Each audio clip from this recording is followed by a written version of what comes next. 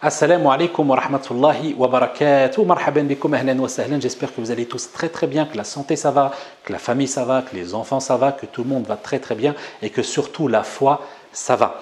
D'accord? N'oubliez pas de renouveler votre foi le plus possible en disant Ashhadu an la ilaha illallah wa ashhadu anna Muhammadan Rasulullah. Alors, qu'est-ce qu'on va voir aujourd'hui? Aujourd'hui, on va voir quelques mots de vocabulaire très intéressants, puisqu'en fait, ça va être un mot, un verbe qui va nous désigner une action, mais vous allez voir, c'est marrant. Moi, j'aime bien ce genre de mots personnellement. Donc, on va voir ça, par exemple, comment dire à quelqu'un, mets un qamis. D'accord? C'est un verbe spécialement pour le qamis. Dis à quelqu'un de mettre son manteau. C'est un verbe spécial que pour le manteau. Mets tes chaussures. C'est un verbe qu'on va utiliser que pour les chaussures. D'accord? On va voir ça, Inch'Allah ta'ala, juste après. Le générique, juste avant, qu'est-ce que je voulais vous dire? Oui, comme d'habitude, n'oubliez pas l'abonnement, la cloche. N'hésitez pas à laisser des commentaires, des questions. On y répond, Inch'Allah, dès qu'on le peut. Donc, n'hésitez pas à faire ça. Et bien sûr, Barakallahu fikum wa jazakumullahu khayra. Je vous remercie énormément pour tous vos messages d'encouragement, vos messages de gentillesse également. Donc, vraiment, jazakumullahu khayra. Et on commence juste après le générique. الأجمل لغة تتسامى في العليا لغة القرآن بها أنزل نورا يتلألأ في الأرجاء الحمد لله رب العالمين اللهم صل وسلم على محمد وعلى آله وأصحابه أجمعين. Comment on dit mets un qamis? Donc ça va être un verbe spécial que pour le qamis. Donc le qamis c'est une chemise ou encore cette tunique que les musulmans mettent pour aller faire la prière. Donc tu diras lorsque tu parles à un homme, tu lui diras taqammas. Ya akhi, ô mon frère, taqammas, tu parles à ton époux par exemple, taqammas, tu parles à ton enfant avant qu'il aille à la mosquée, ya bunay, taqammas, mets ton qamis, d'accord, avant d'aller à la mosquée. Lorsque tu parles à une femme, ce sera dans le sens de qu'elle mette une chemise, tu lui diras taqammasi, taqammasi, taqammasi. Et vous voyez, dans le verbe, on retrouve le qaf, le mim, le sad pour dire qamis. Donc c'est un verbe spécial pour le qamis, le fait de mettre son qamis.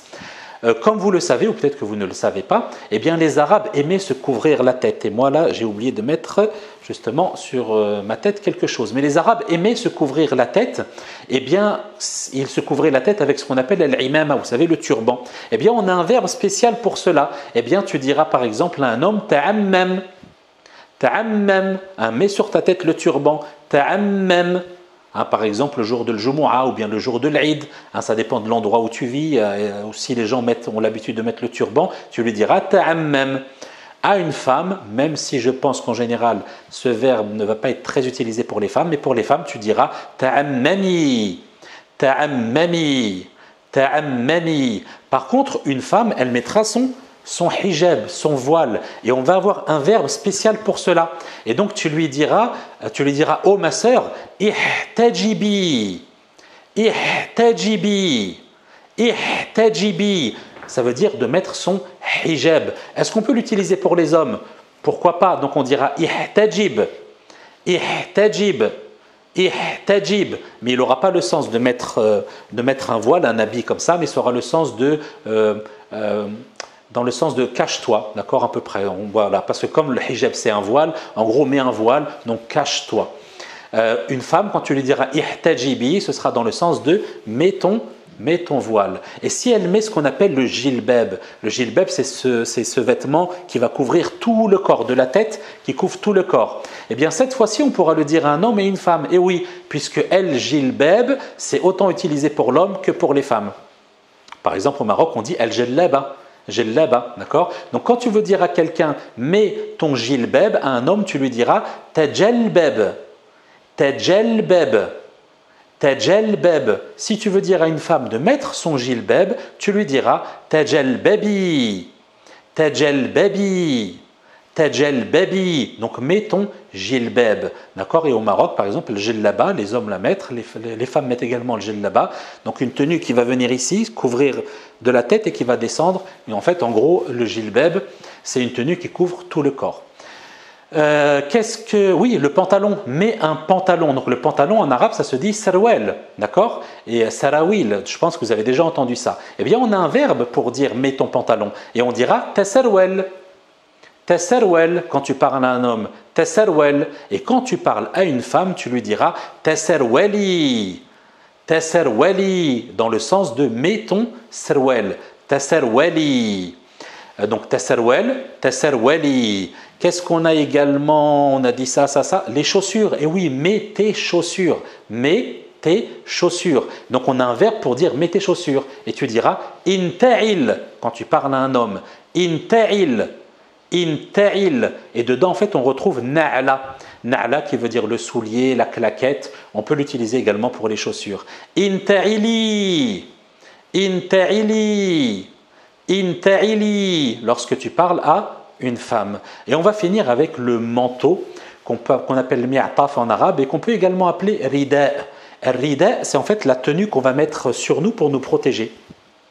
Par exemple, rida, ici au Maroc, c'est ce qu'ils appellent as-selham. Selham, je ne sais pas si vous avez déjà vu al-faqih, l'imam, mettre une cape comme ça. Une cape, en général, il y a une capuche, une cape noire qui est ouverte ici. C'est ouvert et il la met comme ça, c'est ce qu'on appelle as-selham. On l'appelle également rida. Rida, on va le retrouver également chez les savants saoudiens ou du Moyen-Orient lorsqu'ils mettent une tenue, vous savez, cette tenue noire au-dessus qui est dorée là comme ça.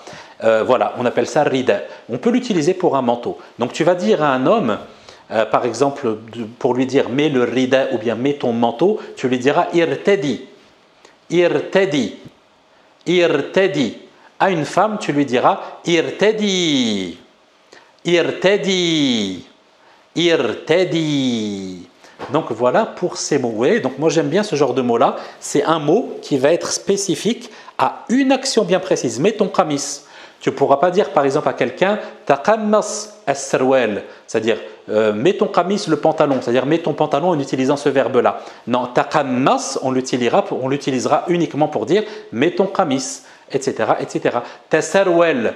Tasarwal, c'est-à-dire mets ton pantalon. Tu ne pourras pas dire à quelqu'un tasarwal mi'atafak. Non, c'est-à-dire mets ton pantalon, le manteau. Non, tasarwal, c'est inclus dedans, c'est implicite, c'est le fait de mettre son sarwal, le fait de mettre son pantalon. Donc voilà pour tout ceci. Donc moi je vous remercie, barakallahu fikoum. Donc ces mots-là, c'est des mots qu'on peut utiliser tous les jours. Utilisez-les, utilisez-les, utilisez-les pour ne pas les oublier, incha'Allah ta'ala. Et moi je vous dis à la prochaine, bihawlillahi azza wa jal. Assalamu alaikum wa rahmatullahi wa barakatuh.